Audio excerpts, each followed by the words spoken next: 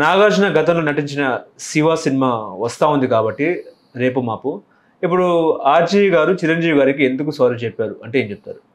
For example Shiva అనే ఒక cinema ప్రపంచంలో ఎవరైనా సరే మెచ్చుకు తీరాల్సిందే. ఆ రోజుల్లో వచ్చి అట్లాంటి ఒక సంచలనం అందరూ మెచ్చుకోవాలి, మెచ్చుకొని తీరాల్సిందే. నువ్వు వద్దనా నువ్వు మెచ్చుకుంటావు, అదంతే. ఇంకా ఏ జనరేషన్ అయినా సరే ఆ పాత రోజుల్లోకి వెళ్ళారే అప్పట్లో ఇంత భలే తీసారా ఏంటిది మరే ఇప్పుడు వస్తే భలే ఉండే సినిమా లాంటి ఒక ట్రెండ్. అప్పుడు హీరోలు ఒక పందాలో వెళ్తుంటే సడన్ సర్ప్రైజ్ ఇచ్చినటువంటి సినిమా. హీరోయిన్లనే చూపించుకుంటూ కథలు నడిపే సినిమాలను చూసినప్పుడు ప్రతి క్యారెక్టర్కు ఇంపార్టెన్స్ పెట్టి నడిపించినటువంటి సినిమా. జేడి చక్రవర్తి, శుభలేఖ సుధాకర్ గారు, చిన్న, ఎవ్రీవన్, ప్రతి ఒక్కరికి ఒక ఇది ఉంది, దాంట్లో బరువైన క్యారెక్టర్స్ ఉన్నాయి. అట్లా తీయగలడం కూడా చాలా గ్రేట్. సో అందరూ మెచ్చుకొని తీరాలి, సమస్తము మెచ్చుకోవాలి. నువ్వు అంటే రామ్ గోపాల్ వర్మ అంటే ఇష్టం ఉన్నా లేకున్నా ఎవరైనా మెచ్చుకోవాలి, అదైతే ఒప్పుకుందాం. ఇక్కడ నీ మీద పగ, ఇప్పుడు నాకు నువ్వు పడవు, నువ్వు ఆర్జీవి అయితే మాత్రం నువ్వు పడనంత మాత్రం నాకు శివ నచ్చొద్దనేం లేదు.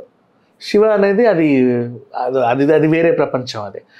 అలా రాజమౌళి గారు, అలాగే బన్నీ, నెక్స్ట్ ప్రభాస్ గారు, సందీప్ వంగా గారు, నాని గారు, ఇంకా చాలామంది దాని గురించి ఒక వీడియోలో ప్రశంసించారు. అప్పట్లో చాలా ఇది అది అది మేము చిన్నప్పుడు భలే చూసాము, బాగా అనిపించింది, మంచి దర్శకుడు అని. అండ్ ఈవెన్ నాకైనా సరే నాకు ముగ్గురు డైరెక్టర్స్ చాలా ఇష్టం, సంజయ్ లీలా బన్సాలి, మణిరత్నం, ఆర్జీవి. ఎందుకంటే ఎలాంటి విఎఫ్ఎక్స్లు, ఎట్లాంటివి గ్రాఫిక్లు ఏమీ లేని టైంలో, రీల్ ఉన్న టైంలో అట్లాంటి హారర్స్ తీసి భయపెట్టిచ్చాడు చూడు. వెన్నులో వణుకు పుట్టే హారర్లు ఇప్పుడు ఇన్నున్నా సరే మనము భయపెట్టించలేకపోతున్నాం. ఈ రోజుల్లో దయ్యం అంటే కామెడీ పీస్ అయిపోయింది. ఈ హారర్ కామెడీలు వచ్చిన తర్వాత హారర్ సినిమాలు ఎట్లుంటున్నాయి తెలుసా? ఫస్ట్ అందరూ కలిసి కట్టకట్టుకొని ఏదో కొంపలోకి వెళ్ళాలి, అక్కడ ఏవేవో అవుతా ఉంటే భయపడాలి. ఆ భయం భయం భయం భయం భయంగా ఇది అని తెలిసేసరికి ఓ ఇంటర్వెల్. ఆ ఇది అని తెలిసిన తర్వాత ఇక నీకు జాలి, దయ్యం మీద సానుభూతి, జాలి, ఏడుపు, పెడబబ్బా, పాప మీ దయ్యం కాదు, ఇంటెన్షనల్గా నిన్ను భయపెట్టాలనుకోలేదు, అసలు గతంలో ఏం జరిగిందో తెలుసా అని చెప్పి దయ్యానికి ఒక ఫ్లాష్ బ్యాక్. అయ్యో పాప ఎంత మంచి దయ్యం, ఎందుకు ఇలా తయారైందని దాని మీద సానుభూతి. అట్లా ఎండ్ అయ్యే సినిమాలు ఉన్నాయి. ప్రతి సినిమాలు అంతే, ఈ మధ్య వచ్చేవన్నీ కూడా. ఆ దయ్యాలకు కూడా ఒక ఫ్లాష్ బ్యాక్, పాపం చాలా మంచి దయ్యాలు. అట్లాంటి సినిమాలు అంటే హారర్ అనే ఎలిమెంటే పూర్తిగా పోతా ఉంది. బట్ ఇంగ్లీష్ హారర్స్ అలా కాదు, ఎక్కువ క్రిస్టియానిటీని ప్రమోట్ చేసే సినిమాలే. లాస్ట్కి ఏదో చూపిస్తే దయ్యం పారిపోవడం. బట్ దయ్యం పారిపోయింది అయినప్పటికీ అది అక్కడే ఉంది, జాగ్రత్త అనే దాంతోనే ఎండ్ చేస్తారు మోస్ట్లీ. దయ్యం అనేది దయ్యమే. ఇప్పుడు దేవుడు అంటే ఎంత భక్తి, అట్లా దయ్యమే. అది ఉన్నా లేకున్నా ప్రపంచంలో దానికంటూ ఒక బరువైన ఎమోషన్స్ ఉన్నాయి. మనం భయపడాలి అనేది, భయపడాలి. దయ్యం మీద జాలి పడ్డం, అయ్యో పాపం దయ్యం అనుకోవడం, ఇలాంటి సినిమాలు వచ్చాయి ఈ మధ్యకాలంలో. బట్ ఆ రోజుల్లోనే మనకి చెట్టు చూసినా భయం వేసేలాగా, ఇంట్లో ఏదైనా చీకటి రూమ్ చూస్తే భయం వేసేలాగా, ఊరికే చొక్కాలు తగిలిస్తాం మనం ఇండ్లల్లో, రాత్రిపూట ఇట్లా చూస్తే అది చూసిన భయం వేసే లాంటి సినిమాలు తీశాడు, ఒప్పుకొని తీరాలి. శ్మశానం అంటే భయం వేయాలి నిజంగా. శ్మశానం అంటే దయ్యాలు ఉంటాయని కావు, ఊరికే కొన్ని భయపడాల్సిన లొకేషన్లో ఖచ్చితంగా భయపడాలి. ఆ లొకేషన్స్ని భయంగా చూపించి ఇప్పటికీ అదే భయాన్ని కంటిన్యూ చేశారు ఇన్నేళ్ళకి. అప్పట్లో ఇంత సాంకేతికత లేదు. So such a beautiful director. అందుకని చెప్పి నాకు ఆయన అంటే ఇష్టం, అదొక సపరేట్ కోణం. సో అట్లా ఇప్పుడు శివ అనే సినిమా తీసినప్పుడు అందరూ ఆ సినిమాని మెచ్చుకోవాలి. అలా చిరంజీవి గారు కూడా మెచ్చుకోవడం జరిగింది సినిమాని.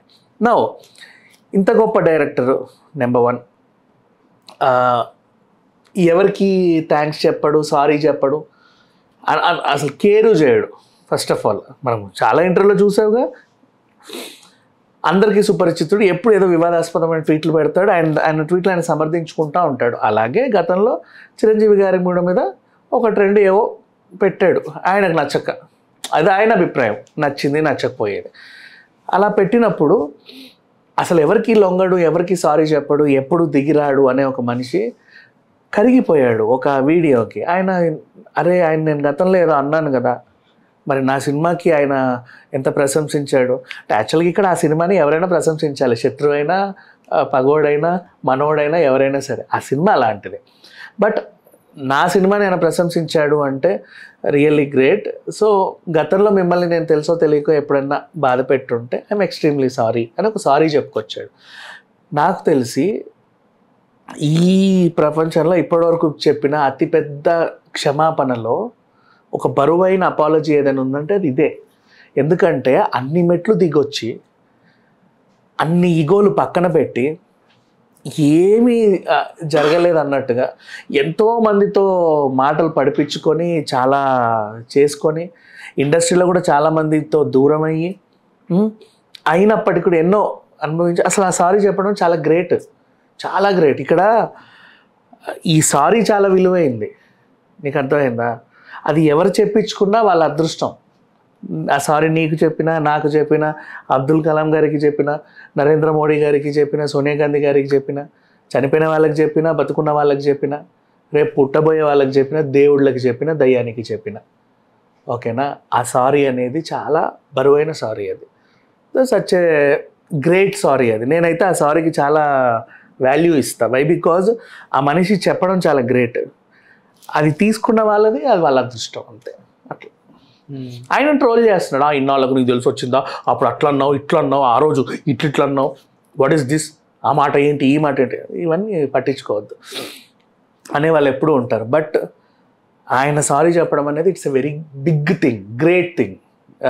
అది ఎవరైతే చెప్పించుకున్నారో వాళ్ళ అదృష్టం. అంటే తన హృదయం ఎక్కడ చలించిందంటారు చిరంజీవి మీద? ఉంటుంది అప్పుడప్పుడు ఎవరికైనా సరే ఎమోషన్, మనిషి అన్నోడికి ఎమోషన్స్ ఉండవు. నాకేం ఎమోషన్స్ లేవని ఆయన చెప్పుకున్నప్పటికి కూడా ఒకానొక సందర్భంలో ఏడ్చాడు, నేను మంచి సినిమాలు తీస్తాను ఇక్కడ నుంచి అని ప్రామిస్ అని చెప్పాడు. ప్రతి మనిషికి ఏదో టైంలో ఎమోషన్స్ వస్తాయి. అట్లా ఈయనకి ఇప్పుడు వచ్చింది అంతే. అంటే ఆయనకి ఎమోషన్సే ఉండవు రామ్ గోపాల్ చెప్పుకున్నాడు. బట్ ఎందుకో ఇప్పుడు వచ్చి ఉంటాయి. రోబోకి కూడా ఎమోషన్సే ఉండవు అనుకున్నవాడికి శంకర్ బెట్టల, అలా ఈయనకి ఇప్పుడు వచ్చి ఉంటాయి. తప్పే. ఎట్లా ఉండబోయే అవకాశం ఉంది సినిమా? Shiva is a masterpiece అబ్బా. దాని గురించి మాట్లాడే అర్హతలు కూడా లేవు ఎవరికి. సో చూడాలి అంతే, మళ్ళీ చూడాలి. ఏం మార్పులు చేర్పులు చేశాడు, సౌండ్ ఎలా ఉంది, అదే భలే చేశారు అంతే. హలో, తెలుగు రాజ్యం ఛానల్ చూస్తున్నారా? సామాజిక రాజకీయ జీవన చిత్రణే తెలుగు రాజ్యం. అతిశయోక్తులు అసత్యాలు ఉండవు. రాజకీయ కోణం కాదు, ప్రజా కోణమే కొలబద్ద. తెలుగు రాజ్యం వీక్షణ మీ ఉత్తమ అభిరుచికి నిదర్శనం.